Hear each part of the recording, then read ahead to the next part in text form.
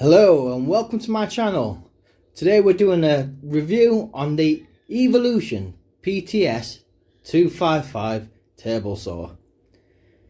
I'd just like to mention I am not affiliated or sponsored by Evolution, and I have paid for this out of my own money. Now I've looked at all of online streaming and there's not a single review on this table saw. Now I wish, before I bought it, somebody had done a review like this. Because as you can see, it's a very nice table. But I've noticed there's quite a few flaws in it. Like for starters, this bloody leg system they've put in. You need to have a bloody mechanical degree, an engineer's degree, and any other degree you can think of to put it together.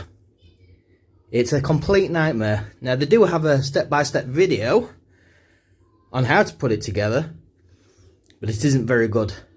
It's not intuitive enough. But I'm not going to do that kind of review. I've had it a few months now and I've given it a good test.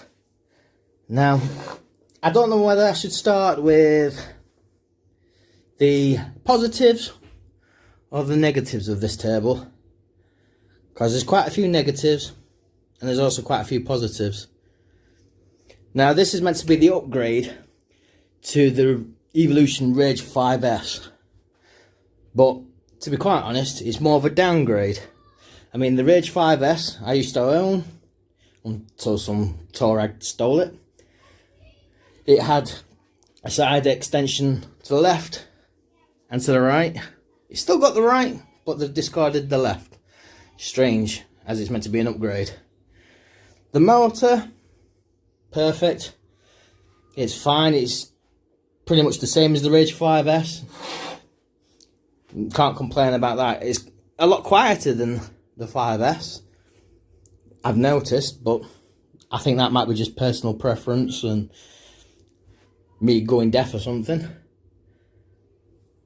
But I have noticed quite a few flaws in this table, starting with this track. To line it up with these numbers, it's impossible. It's completely useless. You can line it up once, move it, put it back, set it all, lock it down, and you're out. So the best way to do it is literally get a tape measure, measure from your blade to your fence. Next thing, this, your mitre. Really good. Lots and lots of play. But it's not just that. When you unlock using this knob here and you use the sliding feature, have you got in it? There is massive, massive play. I mean, it lifts up, lifts down, and not only that, it's not level from here to here. It lips up. Now, if you were having thin cut pieces and you wanted to, I don't know, go, you can actually feel it, catch, dig in, and it's not very effective. I mean, it's smooth. It really is smooth to push along, but there's so much play in this. The Rage 5 had minimal play compared to this. It looks very thin at one end, as in the gaps differ at that end to this end. Maybe just a manufacturing fault. But the other thing with this, once you get it locked down, that is, and it positively locks back into place, which is great. But when you take this off, which takes a lot of screwing off, to put it in, you get so far, that far there, and then you really have to force it on. Once it's on, it's not going anywhere. But to come back, it comes back to about that far difference, and it's really stiff, which eliminates play here. As you get further down, plenty of play again. I don't know what it is about these mitre bars that they use and the mitre slots they use, but they are shocking. To be fair, they could just do with making them flat instead of these rubbish little lips that they've got.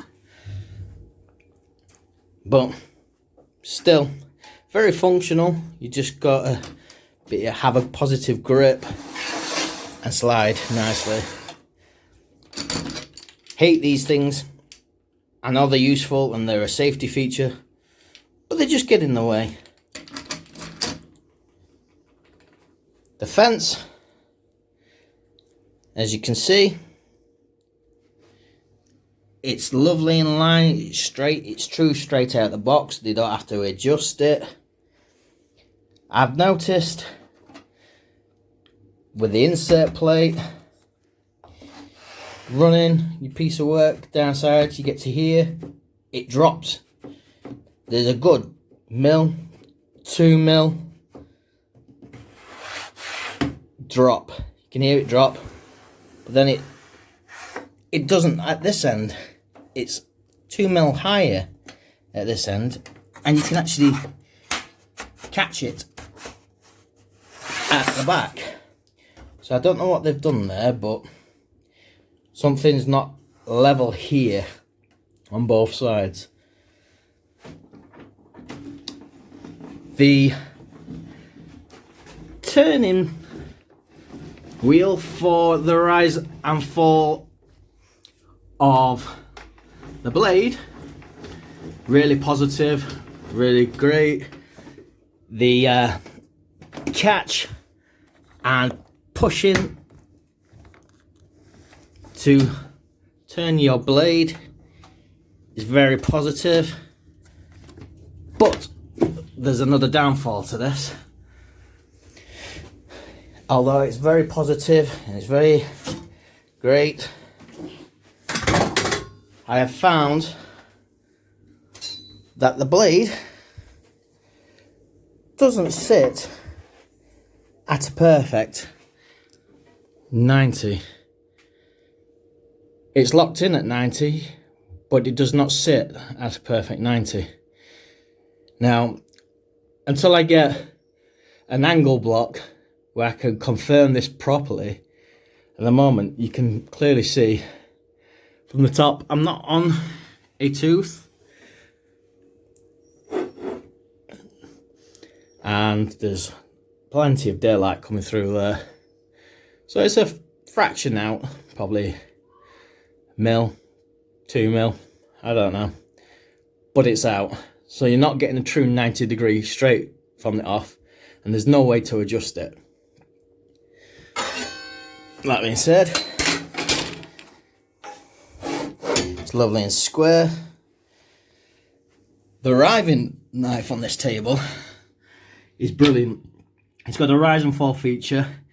Now you can connect a dust extractor safety guard on it,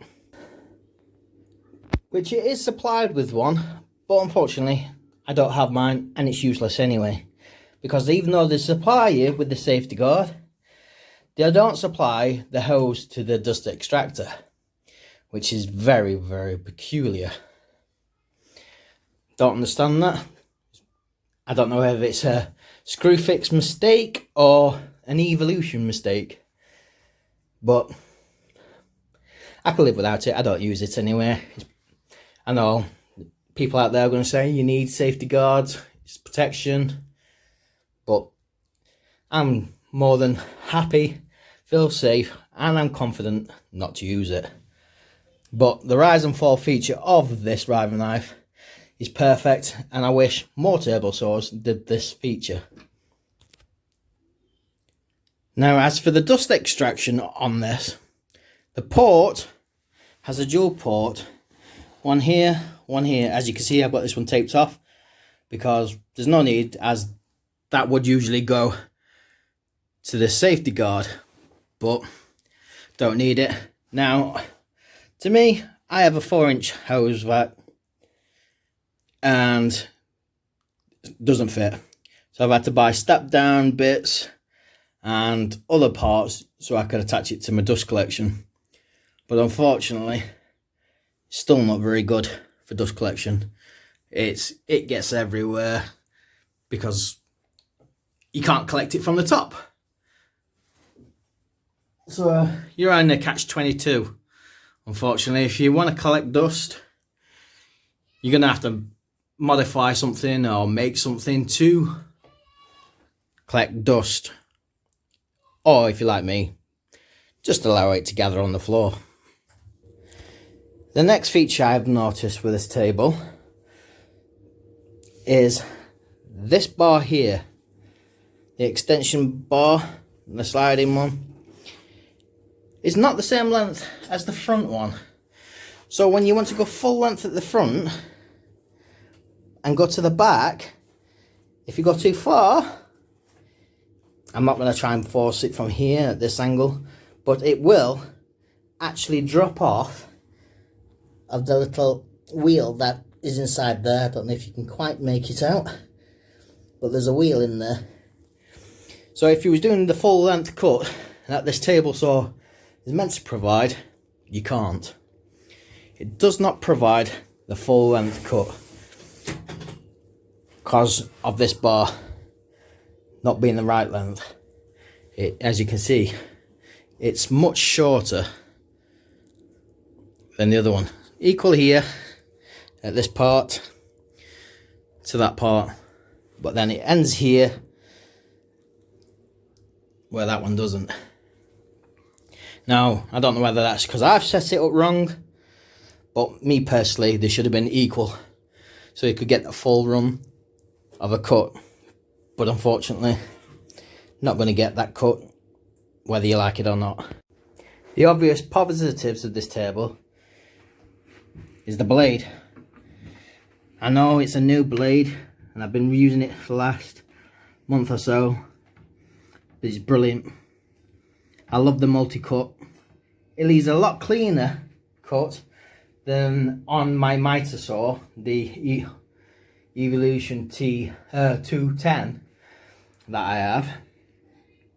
Also purchased with my own money. Same blade, obviously size difference, but this one seems to be cut a lot cleaner, less breakout. I've not tried cutting through metals or screws or anything because, well, even though it can, I still think it's a stupid idea. So I just use it on a lot of solid woods, beeches, walnuts, oaks, all them sorts, and it cuts through with a breeze, no fault. Do love the saw blades. I think they're well made, really affordable, and the height of the cut is perfect. I can't see anyone cutting any more than that, otherwise you just need a bandsaw. So all in all, in my review of this table, I think it's a really good table saw. I would go out and buy another one if someone asked me to. I know I've snagged on a bit of all the faults, but it really is a good table saw for its money. So that being said, I'll leave the review here. I'll leave it to yourselves what you think of it. Hopefully this will give you some insight. If not, leave a comment. Let me know what you want to know. If I can help, I'll help best I can. But other than that, please smash a like, subscribe. All helps. Thank you.